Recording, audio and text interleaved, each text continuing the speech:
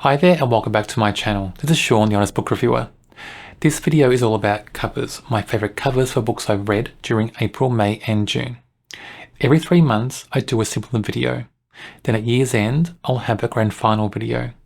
I'll select my favourite cover and second place and third place. So stay tuned at the end of the year for that. But now let's talk about the covers, my favourite covers for books I read during April, May and June. The first cover I want to mention is The Gathering, and the book's written by C.J. Tudor. The layout of this cover is brilliant, and so is the blurring of different parts of the cover. This gives you like an isolated feel as well to the story. And also could be someone looking at that scene from a distance through some sort of lens as well. So it feels sinister in a way. Then you have that sole figure who's a silhouette, just standing there in that snowstorm.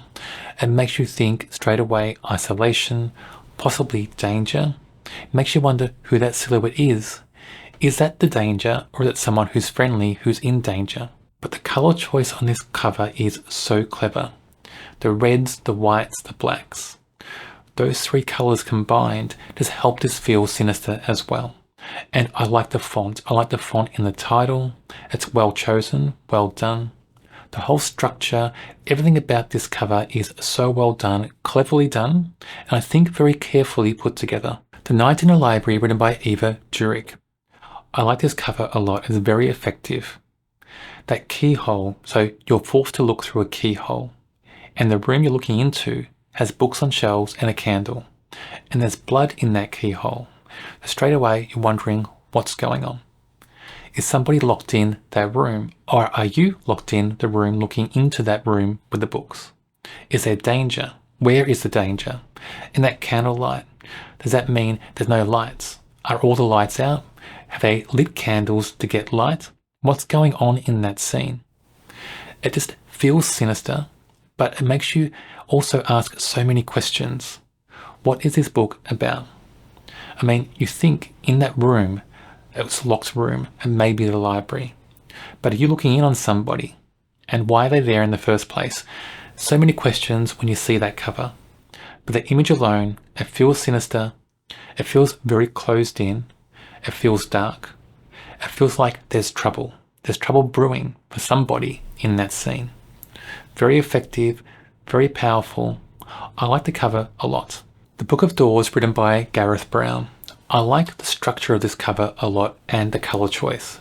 The blues and the gold and the black and white, it all mixes so well on the cover. I like that ornateness of the pattern in the corners of this cover.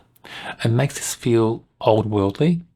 It also gives the impression that the book you're holding, the cover you're looking at, may be one of these magic books. That's what it feels like. And those books in the picture that go from door to door, that almost look like a staircase. That's cleverly done because it makes you think what's going on. You know, are the books taking you from one place to the other? Is one book a doorway? That sort of thing. So I like the cover a lot. Color choice, overall structure, the little things in the cover that make you wonder what the book's about. They're cleverly done, and the fact that it's designed to feel like the book you're looking at, the image you're looking at, or the book you're holding in a library or a bookstore is one of these magic books. It could be the Book of Doors itself. Spellslinger, written by Sebastian de Castell. I was drawn to this cover immediately because it looks like a playing card. Now when I was young, very young, I was taught by family members, brothers, parents, aunts, uncles, how to play cards. Card games were a big thing in our household, and I learned to play many different card games, and I loved them. And just that card game image reminds me of some of that. But there's more than just the concept of the playing card on this cover. You have those two figures, and the figure at the top, the figure of the boy, with that creature draped over his shoulder, and he has some sort of flame in his hand. That makes me think straight away, there's some sort of magic in this world, in this story, and that creature means something. Is it a pet, a companion, whatever it is, there's something about that creature that just draws the eye. And the top half, the boy and the creature, almost feels sinister in some way as well. Then the person in the bottom half, the female character, she also feels sinister, but she's a bit darker in the shading than the male character. So it makes you wonder about her as well. Is she a bit dangerous? Is there something shadowy about her? It almost feels like a sketch as well, the cover. It feels like it's not completed in some way. It feels like it's maybe rushed, maybe done quickly, and it makes you wonder about that as well. But that whole thing about those two images and then being like a playing card, it makes you think that playing cards must be important in this story. Are they? But those two characters with that kind of sinister feeling, that drew my eye and made me really curious about this book. The Detainee, written by Peter Liney. I like this cover so much.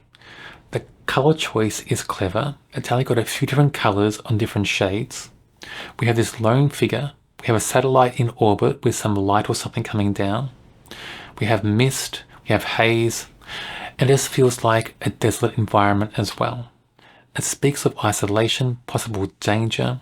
It just speaks of that satellite spying on the figure, maybe tracking him down. I just feel so many things and think so many things when I look at this cover. It's very clever, very well done. It catches the eye.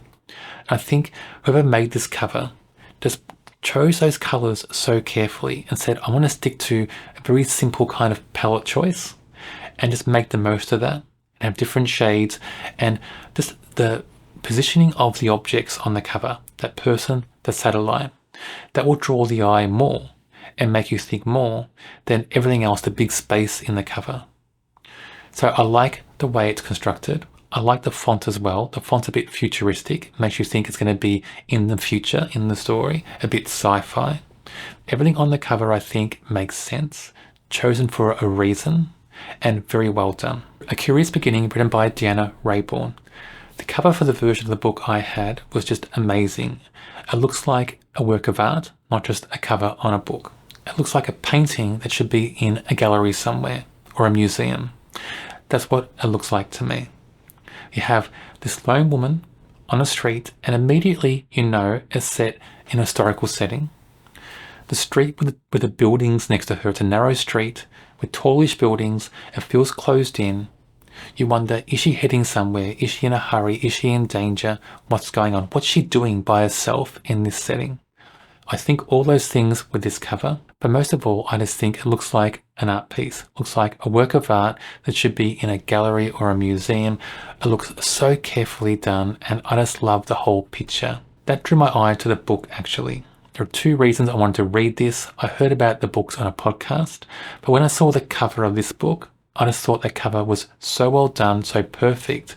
I wanted to know what was inside the book. There's No Murder by Show Murder, written by M.S. Green. I like this cover a lot. It's very vibrant, very colourful. I like the font.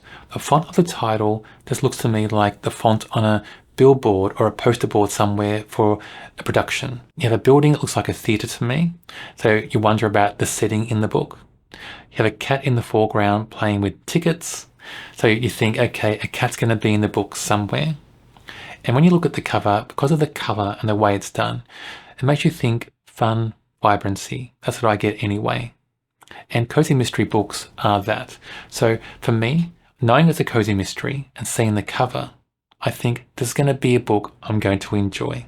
And I have to say, I did choose this book because of the cover. I knew nothing else about the book. I liked the cover a lot. There you have my favourite covers from books I've read during April, May and June. I wonder from that short list, what's your favourite covers? I wonder, will one of these covers be the favourite cover for the year? Who knows? It's anyone's guess at this stage. On my channel, I review books from all different genres. Check out my channel and subscribe. On the screen now is a link to another video for a book I'm sure you'll enjoy.